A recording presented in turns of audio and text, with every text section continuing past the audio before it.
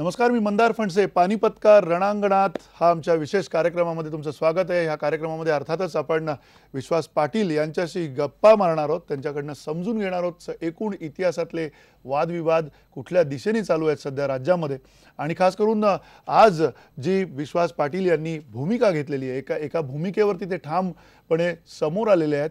त्या भूमिकेच्या बाबतचं त्यांच्या मनात गेल्या काही काळातलं आंदोलन काय होतं आणि कशामुळे त्यांना आज येऊन सगळ्यांशी आपल्याशी बोलावं असं वाटलं, हे आम्ही त्यांना विचारणार आहोत. विश्वास पाटील, तुमचं स्वागत आहे IPN लोकमतच्या या विशेष कार्यक्रमामध्ये. आणि अर्थात म्हणजे आत्ता जो हा सगळा महाराष्ट्र भूषणच्या निमित्ताने वाद सुरू झाला, राज्यामध्ये एक वातावरण जे आहे ते जातीच्या संदर्भामध्ये सातत्यानं बोललं जाते. खास करून सोशल मीडियामध्ये खूप वाईट अशा प्रतिक्रिया सगळ्या जातीच्या संदर्भामधनं येतात. आणि एकूण जे वातावरण आहे ते वातावरण केवळ जातीच्या व्यतिरिक्त काही बोललं जात नाही अशी परिस्थिती दिसते. काही मुद्दे आहेत, कदाचित काही मुद्द्यांवरती काहींना एका गटाला आक्षेप आहे, एका गटाने म्हटलेलं आहे की अशा प्रकारचा आक्षेप असण्याचं कारण नाही. पण खास करून ज्यावेळेला बाबासाहेब पुरंदरेंसारख्या व्यक्तिमत्वाच्या संदर्भामध्ये वाद निर्माण होतो आणि त्या वादाच्या पार्श्वभूमीवरती पूर्ण राजकारण केलं जातं, राज्यामध्ये अति उघडपणे याच्यामध्ये राजकीय माणसं ज्या वेळेला समाविष्ट होतात, काय नेमकं तुमच्या मनात आंदोलन होतं की जेणेकरून तुम्हाला असं वाटलं नाही आज येऊन विश्वास पाटलांनी सगळ्यांशी बोललं पाहिजे? मला असं वाटतं की हा वाद फार छोटा होता, त्याला मोठं स्वरूप देण्यात आलं. आणि मी जसं पत्रकार परिषदेत बोललो तसं मी पुन्हा एकदा नम्रपणे असं सांगू इच्छितो की वसंतदादा किंवा यशवंतराव चव्हाण यांच्या उंचीची माणसं आज जर असती तर त्यांनी हा विषय एवढा चिघळूच दिला नसता. समोर लोकांना बोलावून त्यांची त्यांची मनातली आंदोलनं समजून घेणारे ते नेते होते. टिप कागदासारखी दुसऱ्याची मनं टिपून घेणारे ते नेते होते. तसं आज कोणी नाही आणि कोणी काही परळतो आणि संपूर्ण या प्रश्नाला एक हुल्लडबाजीचं स्वरूप आलेलं आहे. ते पाहून मला खूप दुःख वाटलं आणि म्हणून मी स्वतःची भूमिका मांडायचं ठरवलं. एक तुम्ही म्हणताय की स्वतःची भूमिका मांडायचं ठरवलंय तुम्ही, नेमकी अशी काय भूमिका तुम्हाला वाटते आत्ता जी तुम्ही घेतले? काही गोष्टी तुम्ही बोललात पत्रकार परिषदेमध्ये, पण स्पष्टपणे तुमचं जे मन आहे ते तुम्ही मोकळं केलंय, केलेलं आहे.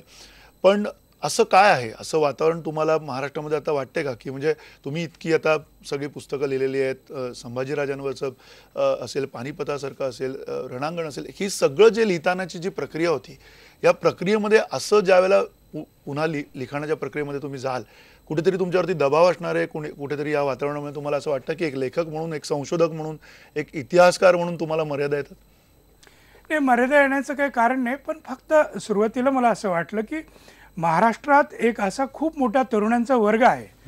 जसे आषाढी आणि कार्तिकीला वारकरी पंढरीला जातात, तसे वर्षभर अनेक किल्ल्यांना भेटी देणारे, किल्ल्यावर जाऊन राहणारे, शिवाजी, संभाजी, संपूर्ण मराठा राजवट, सह्याद्री समजून घेणारे खूप गिर्यारोहक आहेत.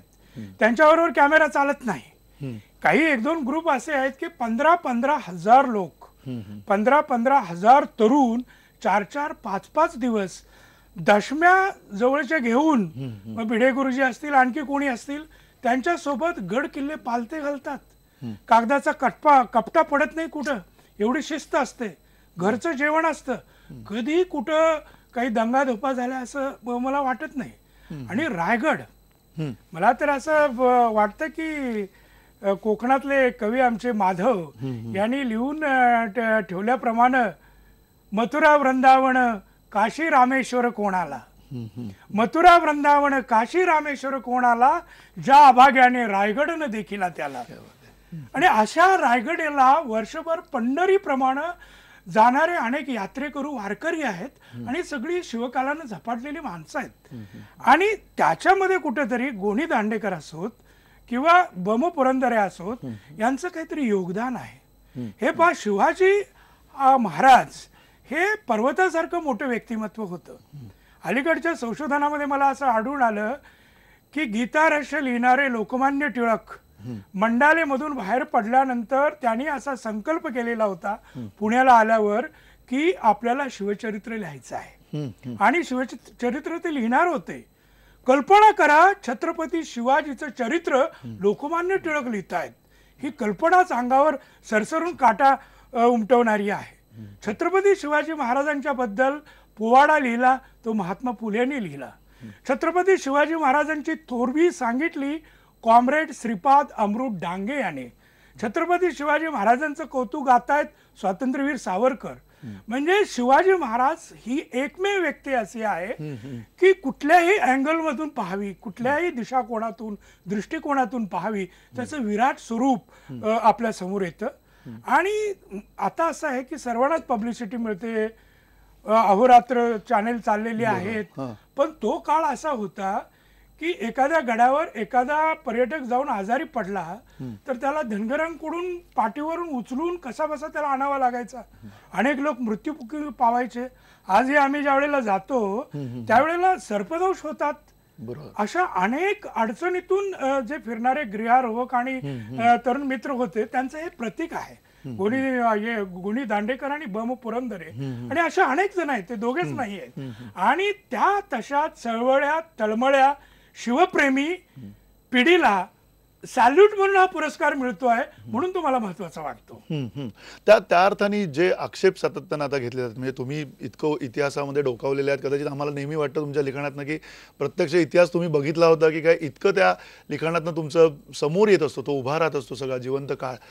तुम्हाला असं वाटतंय का की त्यांच्यावरची जे आक्षेप घेतले जातात, बाबासाहेबांवरती खास करून जे आक्षेप घेतले जातात ते की यांनी इतिहासाला धरून काय लिहिलेलं नाहीये, साधनांना धरून काय लिहिलेलं नाहीये, यामध्ये तुम्हाला व्यक्तिशः कितपत तथ्य वाटतंय, त्याच्याकडे तुम्ही कसं बघताय? नाही, मला आता मी फार पूर्वी बाबासाहेबांचा तो ग्रंथ वाचलेला होता, या निमित्ताने गेली 15 दिवस मी वाचतो आहे. मला असं वाटतं की मोर्चे काढण्याऐवजी, एकमेकांवर दूषित प्रचार व्हॉट्सअपमधून वगैरे करण्याऐवजी एखाद्या विद्यापीठात एखाद्या ग्रंथालयात एकत्र बसून समोरासमोर त्यातील मुद्दे तपासता येतील. आणि मी पाहिलं आणि जे काही वादाचे मुद्दे आहेत तेही तपासले, पण दुर्दैवानं काही गोष्टी ट्विस्ट करून सांगितल्या जात आहेत. उदाहरणार्थ की फक्त शाहिस्ते खानाची बोटं तोडली आणि फक्त अफजल खानाचा कोतळा फाडला एवढंच दाखवलं जातंय, आणि मग हे लेखन मुस्लिम विरोधी आहे का, तर ते नाही आहे. मी पाहिलं, बाबासाहेबांनी स्पष्टपणे सांगितलं की स्वराज्याचे मुख्य सरन्यायाधीश रायगडावरचे काजी साहेब होते जे मुसलमान होते. केळशीच्या दर्ग्याला दरवर्षी संभाजी शिवाजी महाराज जायचे आणि याकूत बाबा सरवरीच्या याच्यावर मस्तक होतात, पावलावर डोकं ठेवायचे. तुम्ही आज केळशीतल्या कुठल्याही माणसांना विचारा, गेली 20 वर्ष मी त्या ठिकाणी जातोय की जिथं शिवाजी संभाजी गेले तिथे जाऊन आशीर्वाद घ्यावा. कुठलाही महाराष्ट्राचा मंत्री किंवा मुख्यमंत्री कधी तिकडे फिरकलेला नाही किंवा कोणी राजकारणी फिरकलेले नाही.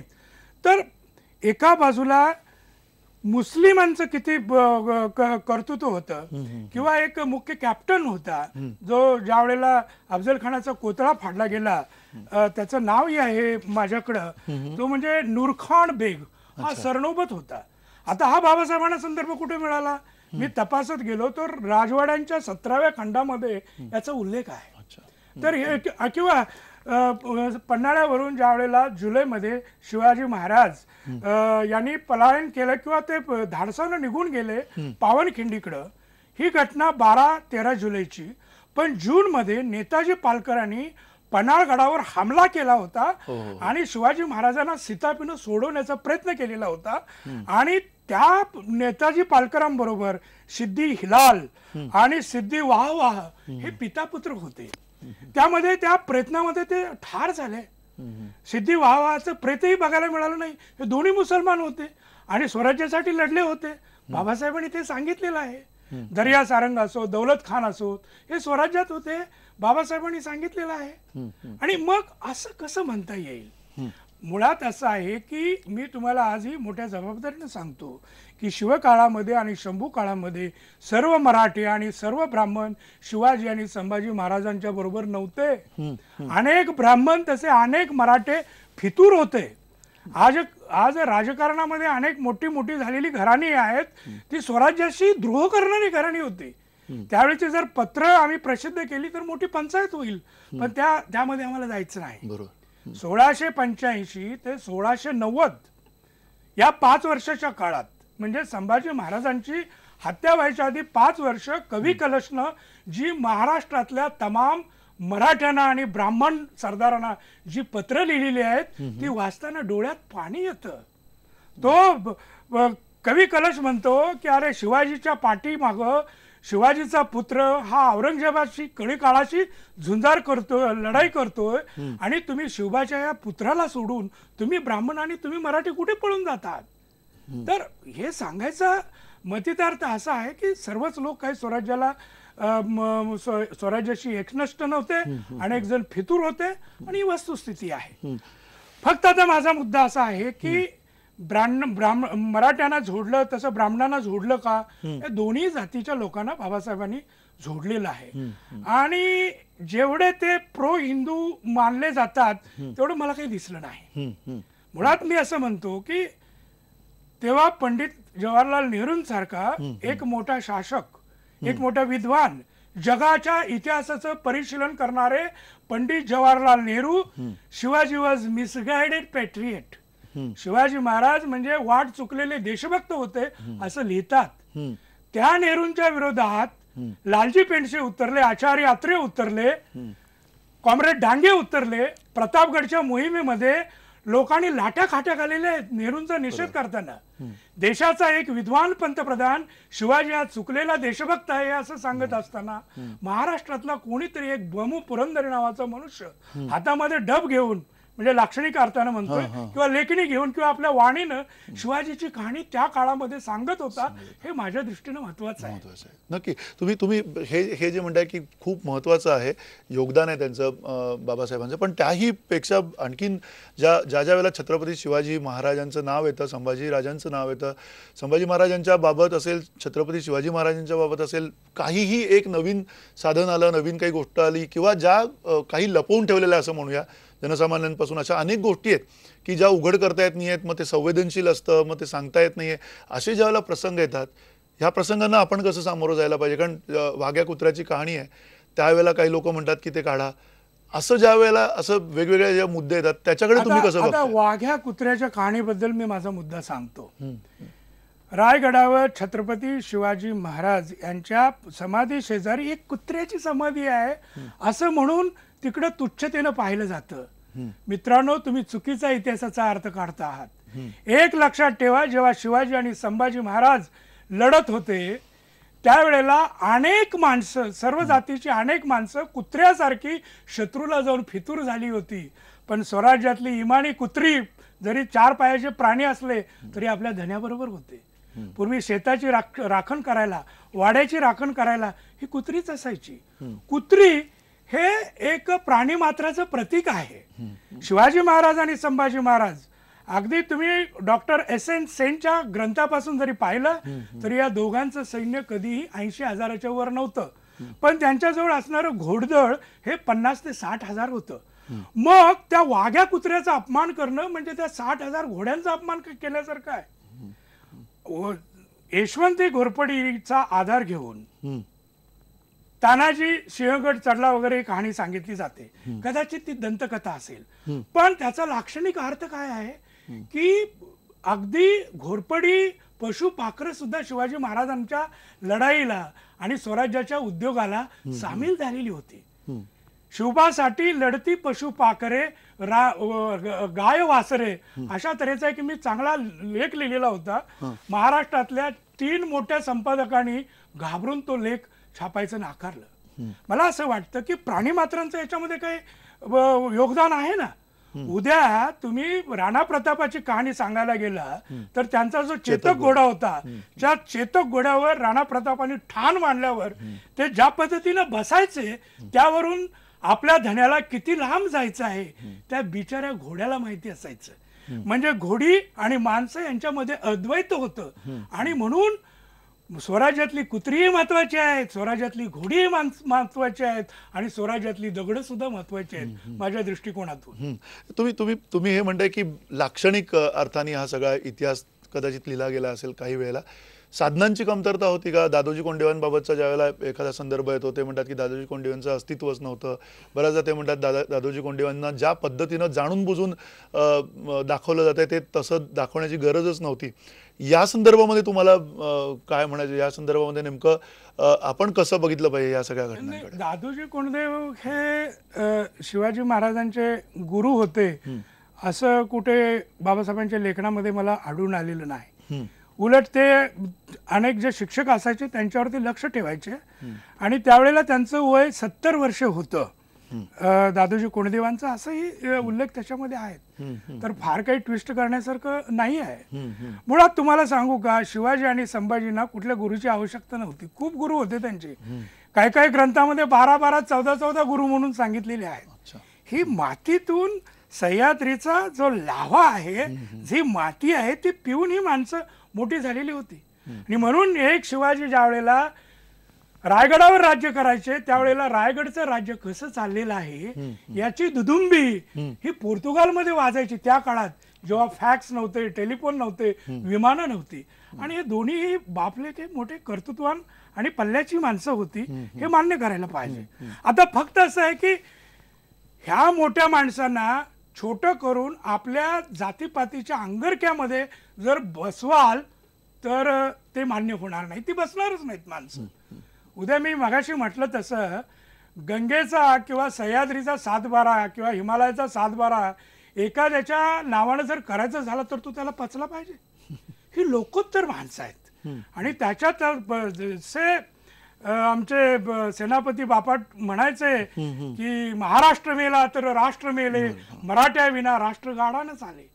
तर या महाराष्ट्रातली महात्मा फुलेंसारखी, आंबेडकरांसारखी, शिवाजी महाराजांसारखी माणसं ही कुठल्याही एका जातीची मालकी असू शकत नाही. सर्व धर्मियांची, सर्व मानव जातीच्या कल्याणासाठी हे अनेक अडचणीनं विटलेलं, विभागलेलं जग सुंदर करण्यासाठी परमेश्वरानं हे काही लोक खाली पाठवलेले होते असं माझं मत आहे. नक्की.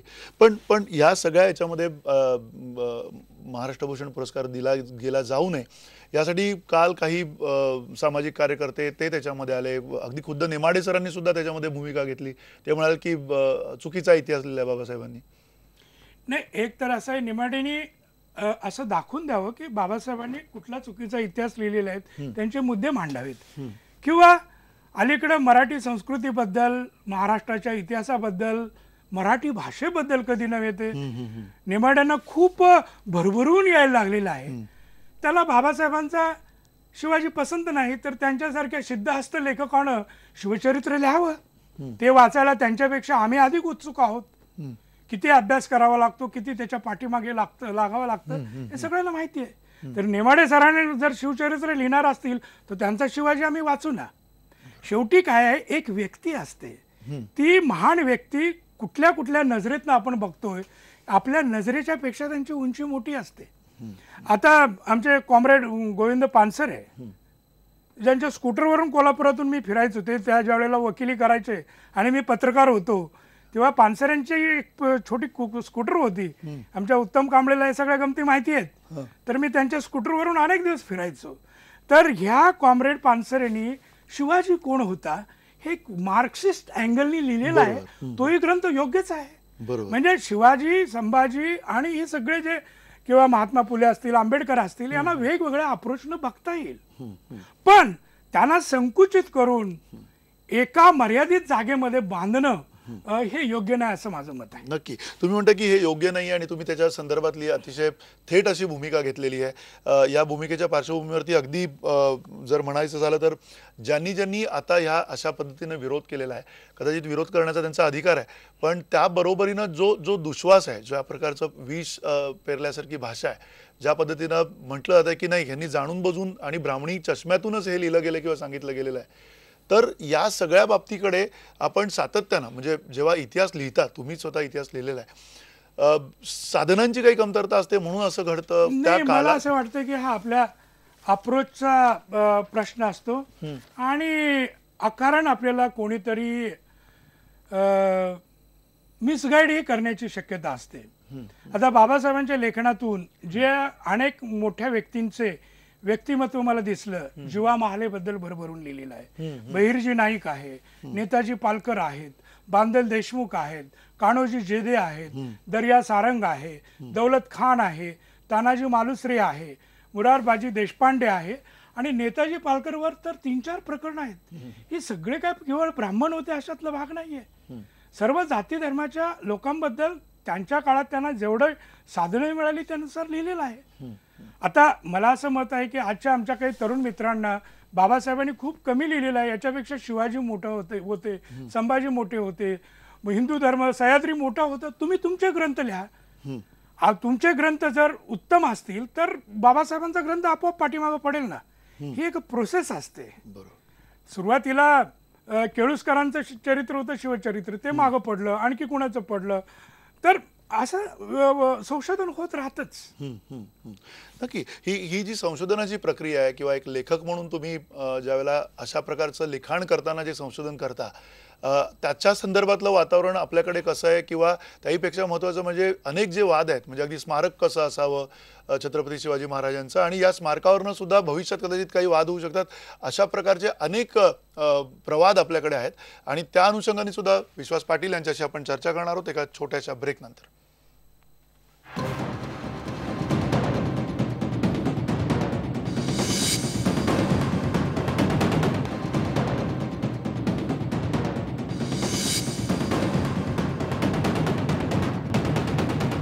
पुन्हा एकदा स्वागत तुमचं. आपण चर्चा करतोय विश्वास पाटील यांच्यासोबत पानिपतकार रणांगणात या आपल्या विशेष कार्यक्रमामध्ये. जो एक महत्त्वाचा मुद्दा तुम्हाला विचारायचा होता की एकतर सातत्यानं ज्यावेळेला इतिहासाचं पुनर्लेखन करायचा प्रयत्न केला जातो, चिकित्सा करायचा प्रयत्न केला जातो, नवीन अनेक अभ्यासक आहेत, नवीन अभ्यासकांना सुद्धा छत्रपती शिवाजी महाराज किंवा त्या सगळ्या शिवकाळाच्या संदर्भात अधिक लिखाण करायचं आहे, अधिक संशोधन करायचं आहे. पण त्या पद्धतीचं वातावरण, त्या पद्धतीच्या फॅसिलिटीज म्हणाव्या किंवा त्या पद्धतीचं जे एक पाठबळ म्हणावं तसं आपल्याकडे आत्ता आहे किंवा नाही, तुम्हाला काय वाटतं? आणि त्याहीपेक्षा महत्त्वाचं नेमकं कुठे कुठे जाऊन या सगळ्याला आपण शोधलं पाहिजे असं वाटतं? नाही, वातावरण अनेक धाडशी तरुण आहेत, पण त्यांना पुरेसा आर्थिक पाठिंबा किंवा पुरेशी दिशा. मला वाटतं छत्रपती शिवाजी आणि महाराष्ट्र शंभूराजे यांच्या बाबतीत अभ्यासाची 2-3 विद्यापीठामध्ये केंद्र खास स्थापन होणं गरजेचं आहे. आता महत्त्वाचा मुद्दा सांगेन की सातारा, पुणे किंवा कोल्हापूर भागातल्या किल्ल्यावर झालेल्या मोठ्या लढाया एवढ्या पुरतंच काम शिवराय आणि संभाजी महाराज यांचं मर्यादित नाही.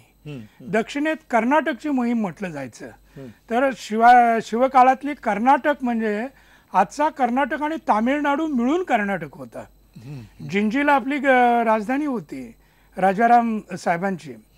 2-3 वर्ष गेल्या 7-8 वर्षापूर्वी इलेक्शन ऑब्झर्वर म्हणून मी जिंजीला गेलेलो होतो आणि तिथे सर्किट हाऊसला मुक्काम केल्यानंतर मी महाराष्ट्रातून आलोय हे कळल्यावर लोकांच्या झुंडीच्या झुंडी माझ्याकडं मला भेटायला येत होत्या.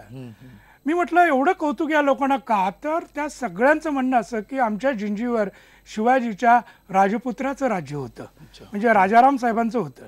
आता जिंजीला जो किल्ला आहे ते मी असं सांगेन की कमळाचं फूल अर्ध कापल्यानंतर जसं असावं तसं मध्ये जिंजी, एका बाजूला रायगड एवढा, डाव्या बाजूला किल्ला, उजव्या बाजूला रायगड एवढा किल्ला आणि पाठीशी रायगड एवढा किल्ला, 3 रायगड आहेत आणि तेवढ्याच उंचीचे. आणि तसेच मोठे किल्ले तिथं आहेत. खूप संशोधनाच्या जागा तिथं आहेत. किंवा तंजावरला आहे, तंजावरची सरस्वती लायब्ररी ही एवढं दफ्तरखाना महाराष्ट्रात कुठं असेल की नाही शंका येते. किंवा कोलार ही सोन्याची खाण आहे, पण एकेकाळी कोलार ही संभाजी महाराजांची जागिरी होती. म्हणजे कोलार पासून, तंजावर पासून, श्रीशैलम पासून दक्षिणेचा खूप मोठा अभ्यास करणं गरजेचं आहे आणि त्या वाटा नव्या संशोधकांना खुणावतायत. ह्या ज्या वाटा खुणावतायत तुम्ही म्हणताय, पण त्या बरोबरीनं ज्या ज्या वेळेला पुनर्लेखनाचा प्रयत्न केला जातो, आता ज्या गटांनी विरोध केला या सगळ्या प्रकरणाला, त्याच्यामध्ये सुद्धा त्यांचं म्हणणं आहे की पुनर्लेखन झालं पाहिजे, आम्हाला आमच्या पद्धतीनं पुनर्लेखन करू द्या. तर पुरेशा साधनांच्या नुसार तुम्ही ते पुनर्लेखन करणार आहात की कुठल्या तरी एका जातीला, समाजाला धरून ते पुनर्लेखन करायचंय? वस्तुनिष्ठ पद्धतीनं आपण इतिहासाकडे बघूच शकणार नाही होत का कधी? नाही, वस्तुनिष्ठपणे आपल्याला पाहावं लागेल, नाहीतर खरा इतिहास हा इतिहास असणार नाही आहे. मग तो परस्पर द्वेषाचा इतिहास असेल, जो इतिहास खुद्द शिवाजी महाराजांना पण अपेक्षित नव्हता. मुळात शिवाजी महाराजांचं जे सर्वात महत्त्वाचं काम आहे ते असं आहे की आज कुठल्याही राज्याचे मुख्यमंत्री 8-10 दिवसाच्या वर राज्याच्या बाहेर जाऊ शकत नाहीत किंवा कुठल्या देशाचे पंतप्रधान जाऊ शकत नाहीत, कारण तिथं राजक्रांती होऊन नवीन माणूस येण्याची भीती असते. पण जेव्हा औरंगजेब महाराष्ट्रावर चालून आला होता, तो 27 वर्षे इथं होता, त्याची गादी आग्र्याला होती, पण त्या 27 वर्षामध्ये त्याच्या गादीकडे कोणाची डुंकून पाहायची विषाद नव्हती. औरंगजेबाचं राज्य हे अफगाणिस्तानापासून ते ब्रह्मदेशापर्यंत होतं आणि 27 वर्ष दूर राहून सुद्धा तो एवढा मोठा अंमल गाजवत असलेल्या जगातल्या 4-5 मोठ्या सम्राटापैकी एक सम्राट होता. आणि अशा सम्राटाला साधनं खूप कमी असताना औरंगजेबाकडे 5 लाखाची फौज, मराठ्यांच्याकडे 80,000ची फौज, मराठ्यांनी सह्याद्री पर्वताची ताकद आपल्या पाठीशी घेऊन त्या औरंगजेबाला कसं खिळवून दिलं आणि त्याची कबर महाराष्ट्रातच कशी त्यांनी खणली शेवटी, हा इतिहास आहे. म्हणजे मराठ्यांचं कर्तृत्व खूप मोठं आहे या अर्थी की तटपुंजा साधनानिशी, थोड्या साधनानिशी त्यांनी प्रचंड मोठा इतिहास घडवला आणि एका मोठ्या सम्राटाची धुळधाण केली. आता तुम्ही सोलापूर जवळची काही गाव आहेत, ब्रह्मपुरी आहे, आणखी काय आहे, जिथे 4-4 वर्ष औरंगजेबाचा मुक्काम होता. म्हणजे औरंगजेबाच्या दफ्तरखान्यात सुद्धा जी कागदपत्र आहेत त्यांचाही आपण अभ्यास करायला पाहिजे. निसर्गाचं भान त्याच्यामध्ये आहे. विशाळगड आहे ज्याचं नाव खेळण्यापूर्वीचं, विशाळ म्हणजे जिथं विशाळ धारा खाली पाडतात, विशाळ धारा, अशा पर्जन्याचा प्रदेश. तिथे एकदा मलकापूरच्या पुढे औरंगजेब गेला होता आणि पावसामध्ये जी त्याची फसगत झाली होती, ती जी वर्णनं मुसलमानी कागदपत्रात आहेत ती मुळापासून वाचायला पाहिजे. म्हणजे शत्रूच्या गुहेमध्ये, म्हणजे शत्रूच्या कागदपत्रांच्या गुहेमध्ये सुद्धा घुसून आपली रत्न आपण तिथून खेचून आणली पाहिजे. आणि या दृष्टिकोनातून नव्या पिढीला करता येण्यासारखं खूप आहे. निवळ ब्राह्मण आणि मराठी असं आपण आपापसात लढण्याऐवजी आपला खरा इतिहास आणि जगाच्या नकाशावर आपल्या बापदाद्यांनी केवढ्या मोठ्या तलवारी आणि केवढे मोठे झेंडे फडकावले होते हे आपण अभ्यासाच्या जोरावर पाहायला पाहिजे. मी नेहमी सांगतो की जदुनाथ सरकार यांचं पुस्तक आहे शिवाजी अँड हिज हाऊस, आणि त्याच्यामध्ये एक लेख आहे जदुनाथांनी लिहिलेला, 100 वर्षापूर्वी लिहिलेला, व्हाय वी सॅल्यूट मराठाज, का वंदितो आम्ही मराठ्यांना, का मुजरा करतो आम्ही मराठ्यांना, असं टायटलच आहे त्या लेखाचं. आणि मग जातीपातीत विभागलेला महाराष्ट्र सुद्धा राष्ट्रीय प्रश्नावर कसा एकत्र येतो, इथं समाज सुधारक किती आहेत, इथं क्रांतिकारक किती आहेत आणि नवा पुरोगामी विचाराचे खऱ्या अर्थी लोक किती आहेत, किती स्त्रियांनी समाज सुधारकांनी काम केलं, हे जदुनाथ सरकारने लिहिलेलं आहे शिवाजी अँड हिज हाऊस या पुस्तकामध्ये. म्हणजे त्या दृष्टिकोनातून आपण इतिहासाकडे जाती धर्माच्या पलीकडे जाऊन ज्याचं काम असेल त्याचं मोजमाप आपण त्याच्या पदरी दिलं पाहिजे.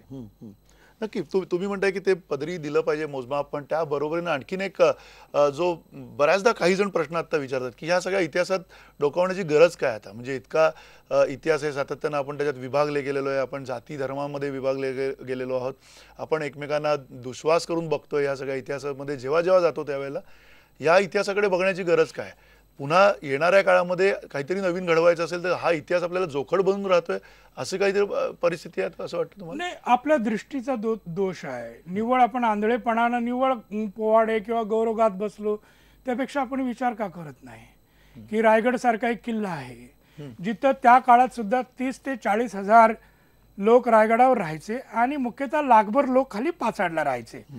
एक प्रश्न विचारायचा वाटतो, काय शिवाजी महाराजांच्या काळात रायगडावर काय इलेक्ट्रिसिटीचं कनेक्शन होतं, मग पाणी तिथे कसं सोडत होतं? मग त्या अर्थानं अभ्यास केला तर आपल्याला असं लक्षात येईल की वॉटर प्रिझर्वेशनचे प्रयोग शिवकाळामध्ये कसे होत होते. तुम्ही जर रायगडावरचा कुठल्याही ओढ्यातली माती थोडी खोदली तर तुम्हाला त्या ओढ्यात सुद्धा रांजणच्या रांजण दिसतील. म्हणजे दगडात पत्थरात सुद्धा पाणी साठवण्याची शिवकाळातली जी प्रक्रिया होती, जे रसायन होतं, जे शास्त्र होतं, ते आपण समजून घ्यायला पाहिजे.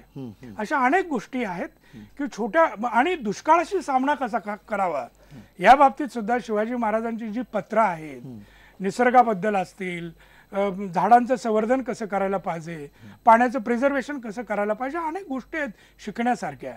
पण तो दिशा ठेवून निवळ जाती पंथ भेदाच्या पलीकडे जाऊन शास्त्रीय पद्धतीने जर आपण पाहिलं तर आपल्याला ह्या सगळ्या गोष्टी लक्षात येतील. ही जी सगळी लपलेली दप्तर आहेत, अजूनही धुळकात पडलेली दप्तर आहेत, ती जर आपण त्या अर्थाने गवसली, त्या अर्थाने जर का त्या दप्तरांपर्यंत पोहोचलो, तुम्हाला असं वाटतंय की अजूनही खूप असा मोठा शिवकालातला जो ठेवा आहे तो अजून त्याच्यामध्ये दडलेला आहे, अजूनही अशा अनेक गोष्टी असतील कदाचित ज्या आपल्याला माहिती नसतील? हो आहेत, अनेक अनेक गुहा आहेत अजूनही तशा. आणि शिवाजी महाराज आणि संभाजी महाराजांबद्दल खूप मराठा इतिहासाबद्दल सांगता येण्यासारखं आहे. पोर्तुगीज दप्तरात सुद्धा अजून पत्र आहेत. कसा गोव्यावर संभाजी महाराजांनी हमला केला होता, त्यावेळेला पोर्तुगालचा जो गव्हर्नर होता तो बोटीवर जाऊन कसा बसला होता, शंभूराजांचं कर्तृत्व काय होतं, संभाजी महाराजांनी त्या काळात मुंबई विकत घेण्याचा करार केलेला होता ब्रिटिशांशी, तो करार आहे. अनेक गोष्टी आहेत, पण त्या आपण शोधक दृष्टीने त्या गोष्टींकडे पाहायला पाहिजे. त्या अर्थाने इतिहासाकडे आपण केवळ अस्मितेचा एक भाग बनवलेला आहे. इतिहास म्हणजे एका माझ्या पक्षाच्या संदर्भातनं एक अस्मिता असते, इतिहास म्हणजे माझ्या जातीच्या संदर्भातनं अस्मिता असते.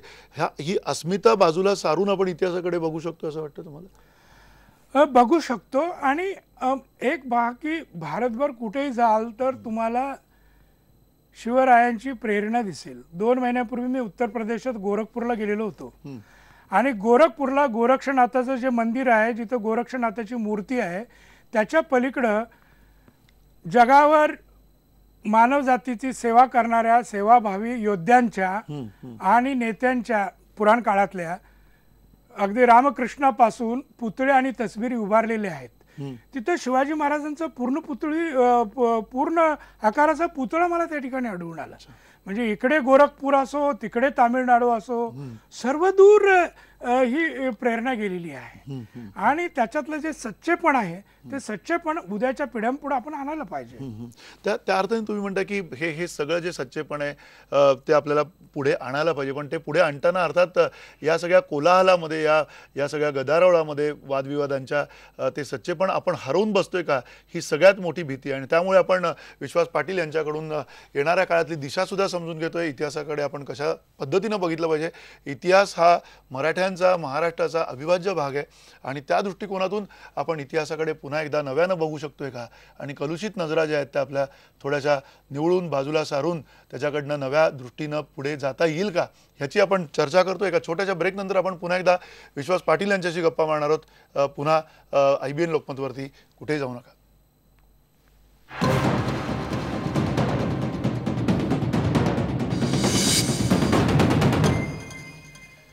पानिपतकार रणांगणामध्ये आपण ज्येष्ठ लेखक विश्वास पाटील यांच्याशी बातचीत करतोय. इतिहास लेखनाची त्यांची जी असोशी असते ती समजून घेतोय आणि इतिहास लेखनामधल्या ज्या काही मर्यादा असतील किंवा इतिहासातनं नेमकी कुठली दिशा या संपूर्ण महाराष्ट्रातनं घेतली पाहिजे ते खरं तर विश्वास पाटलांनी आपल्याला या अगोदर पण सांगितलेलं आहे. जवळजवळ 2 दशकं या महाराष्ट्राने जी एक भळबळती जखम पानिपताची आपल्या अंगावर बाळगली होती, त्या पानिपताच्या संदर्भामध्ये सुद्धा विश्वास पाटील यांनी खरी दिशा दिली होती मराठी मनाला. आणि ही दिशा अर्थातच अशी होती की ज्या दिशेतनं काही शिकण्यासारखं होतं. पानिपताकडे तुम्ही लिहिताना अर्थात एक वेगळा पुन्हा त्याच्यामध्ये एक वेगळा दृष्टिकोन आम्हाला दिला. असे दृष्टिकोन वेगळे देण्याची गरज आहे आत्ताच्या सगळ्या या इतिहासाच्या लेखनामध्ये. आणि ते करत असताना तुम्हाला असं वाटते का की जे पानिपतामध्ये झालं किंवा जे पानिपत त्या ज्या अर्थाने, खरं तुम्ही आम्हाला त्याचा अर्थ खूप वेगळा सांगितलेला आहे, पण जे पानिपत झालं, जी म्हण होती तुमचं पानिपत होतं म्हटल्यासारखी, ती म्हण सुद्धा तुमचं पुस्तक वाचल्यानंतर बदलते. इतकी त्या पुस्तकातनं खरं मला आठवतं की पानिपत हे आता हरियाणामध्ये आहे, पूर्वी पंजाबात होतं. आणि 1960-61च्या दरम्यान हरियाणा आणि पंजाब एक होतं. त्यामुळं पंजाब राज्याची हद्द ही दिल्लीपासून ती लाहोरपर्यंत म्हणजे पाकिस्तानपर्यंत एका राज्याची हद्द होती. एक एवढं मोठं राज्य होतं.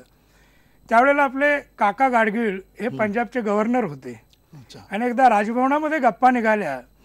त्यावेळेला भवनामध्ये काकांना काही तिथले इतिहासकार सांगायला लागले की गव्हर्नर साहेब आपली हद्द ही दिल्लीपासून ती पाकिस्तानपर्यंत आहे. त्यावेळेला काका म्हणाले तुमची तिथं हद्द असेल हो, पण आमची हद्द कृष्णे भीमेपासून ते अफगाणिस्तानापर्यंत आहे पलीकडं. कारण अफगाणिस्तानात आपला अटक आहे आणि अटकेपर्यंत मराठ्यांनी तो पराक्रम गाजवला होता. तिथे सुद्धा तोच प्रश्न.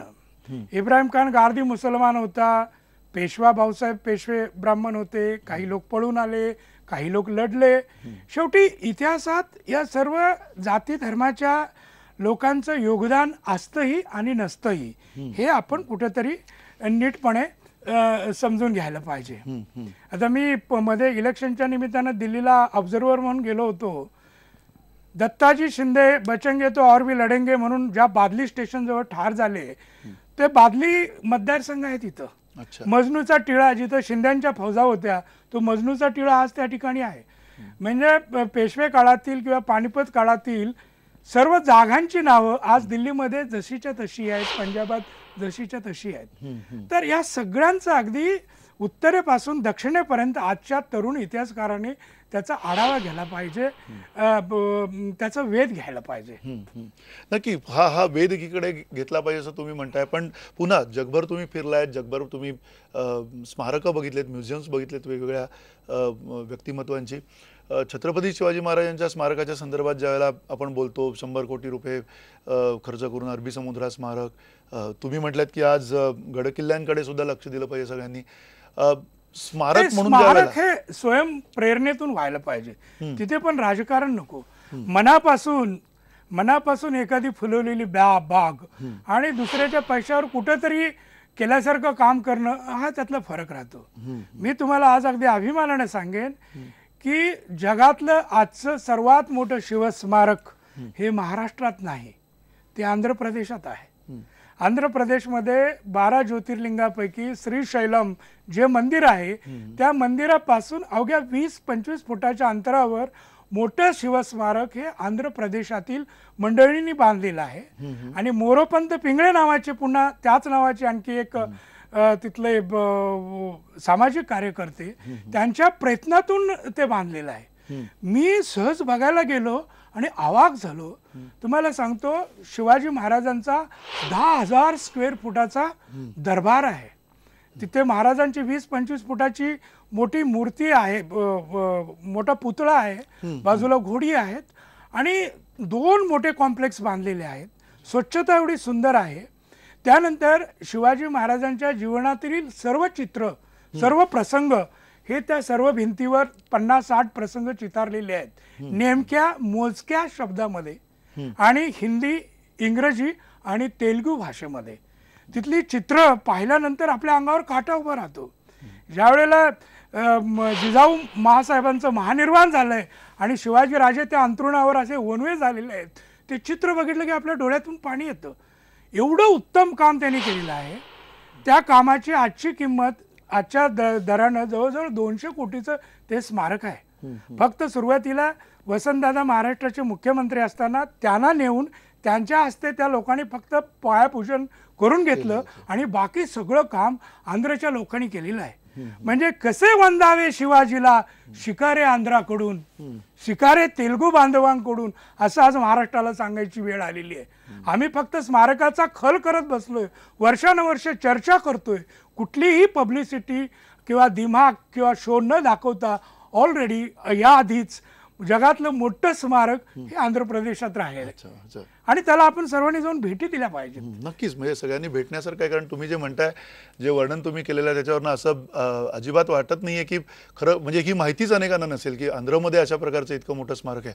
स्मारक म्हणून ज्या वेळेला करायचं असतं, स्मारक म्हणून छत्रपती शिवाजी महाराजांच्या शिवकालातल्या ज्या अनेक गोष्टी आहेत ज्या तिथे भिंतीवरती यायला पाहिजेत, ज्या तिथे पुस्तकांमधनं किंवा कदाचित अधिक आत्ताचे जे काही आधुनिक माध्यमं असतील त्याच्या स्वरूपात ते आपल्यापर्यंत यायला पाहिजेत. असं स्मारक खरं आता शक्य आहे असं तुम्हाला वाटतं की ह्या सगळ्या राजकीय वातावरणामध्ये किंवा या अशा प्रकारच्या सगळ्या कलुषित वातावरणामध्ये मग तुम्ही ही स्टोरी घ्यायची नाही, त्याच्यातली हा प्रसंग घ्यायचा नाही, तो प्रसंग घ्यायचा नाही, असे सुद्धा येणाऱ्या काळात काही गोष्टी घडताना दिसत आहेत. म्हणजे अशा घडू शकतील, अशा गोष्टी, अशा आक्षेप येऊ शकतील. त्याला आपण कसं सामोरं जाणार आहोत? तो मोठा चिंतेचा प्रश्न आहे. तो मोठा चिंतेचा प्रश्न आहे. पण निरक्षीर विवेक बुद्धीनं हे काम होऊ शकतं. तुम्ही म्हणता निरक्षीर विवेक बुद्धीनं हे काम होऊ शकतं. त्या बुद्धीसाठी एक प्रक्रिया लागेल. म्हणजे कदाचित सगळ्यांना सहमती होईल अशा पद्धतीची एखादी व्यक्ती लागेल. कदाचित वेगवेगळ्या वेगवेगळ्या संघटना आहेत, अनेक संघटना आहेत ज्या म्हणतात की हे आमचंच म्हणणं आहे, अशाच पद्धतीनं झालं पाहिजे. असं ज्यावेळेला घडतं त्यावेळेला तुम्हाला असं वाटतंय का की किमान तुमच्यासारखी एखादी व्यक्ती काहीतरी समन्वय साधू शकेल, काहीतरी विचार प्रक्रिया सुरू होऊ शकेल?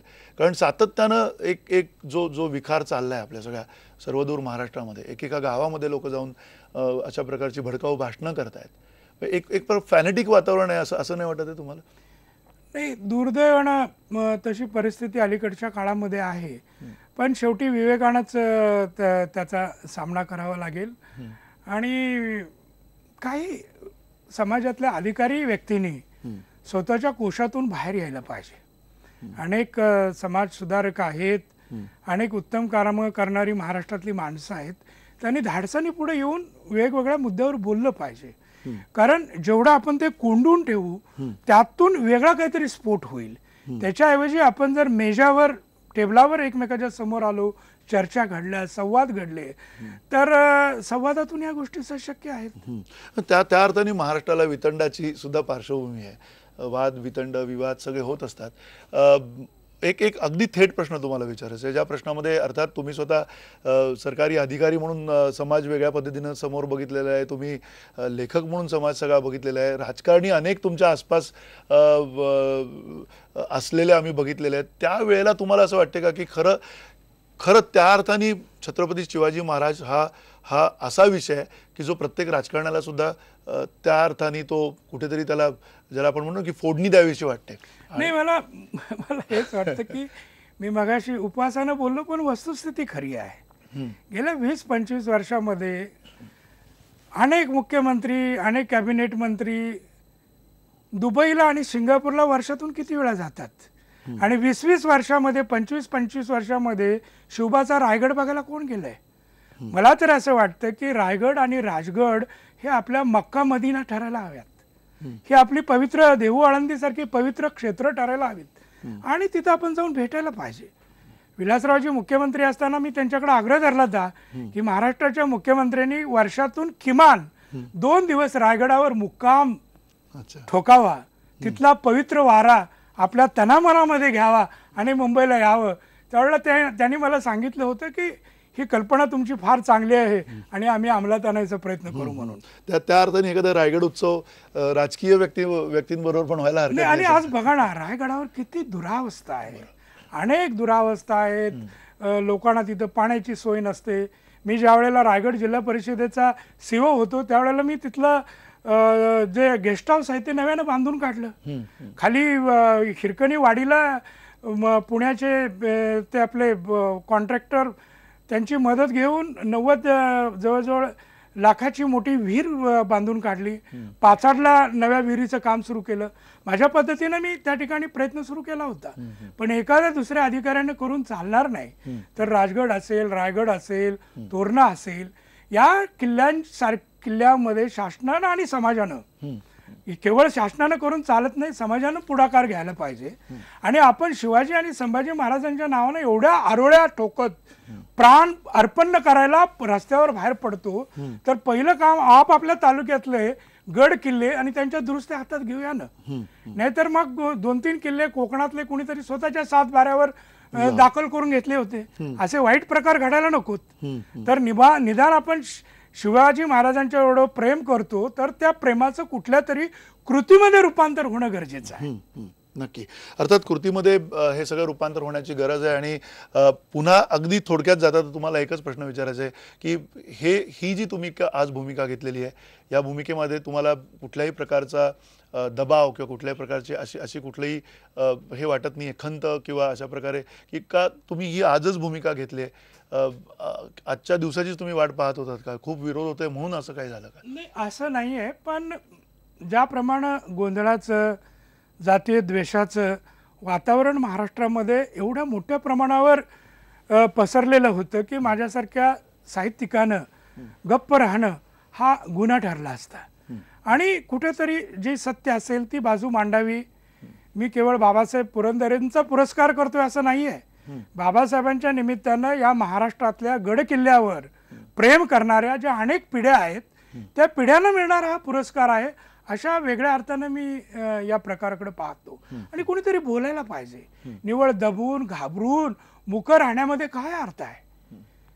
रोज भेडसावणाऱ्या प्रश्नाला, आणि त्यामध्ये माझा कुठल्याही पद्धतीचा स्वार्थ नाही किंवा कुठल्या जातीवर राग नाही, कुठल्या जातीवर प्रेम नाही, पण एक इतिहासकार म्हणून किंवा एक इतिहास अभ्यासक म्हणून जे मनामध्ये आपल्या खंत आहे ती व्यक्त करणं किंवा आपलं मन साफ खुलं करणं हे गरजेचं आहे आणि म्हणूनच मी ही भूमिका घेतली. नक्की. तुमच्या भूमिकेचं सुद्धा आम्ही स्वागत करतोय. विश्वास पाटील अगदी खुल्या दिलाने आपल्याशी त्यांनी गप्पा मारलेल्या आहेत आणि नुसत्या गप्पा नाही तर त्याच्यातनं एक दिशा येणाऱ्या काळामध्ये इतिहासाकडे आपण कुठल्या दृष्टिकोनातून बघितलं पाहिजे, इतिहास आपण कशा पद्धतीने समजून घेतला पाहिजे हे विश्वास पाटील यांच्याकडनं आपण समजून घेतलंय. आणि नुसतं समजून घेतलं नाही, त्यांनी कृतीतनं दाखवलेलं आहे की त्यांच्या मनातलं जो इतिहास आहे, त्यांच्या मनातला जो महाराष्ट्र आहे तो त्यांनी कशा पद्धतीनं बघायला पाहिजे हे आपल्याला सांगितलं. अर्थातच निमित्त होतं बाबासाहेब पुरंदरे यांच्या पुरस्काराच्या निमित्तानं, महाराष्ट्र भूषण या पुरस्काराच्या संदर्भातनं ही जो काही वादविवाद झालेला आहे त्या वादविवादाच्या पार्श्वभूमीवर आपण सगळ्यांनी विश्वास पाटील यांना ऐकलेलं आहे. आपण एकमेकांनी ठरवायचं आहे नेमकं आपल्याला इथून पुढे काय करायचं आहे. धन्यवाद. नमस्कार. नमस्कार.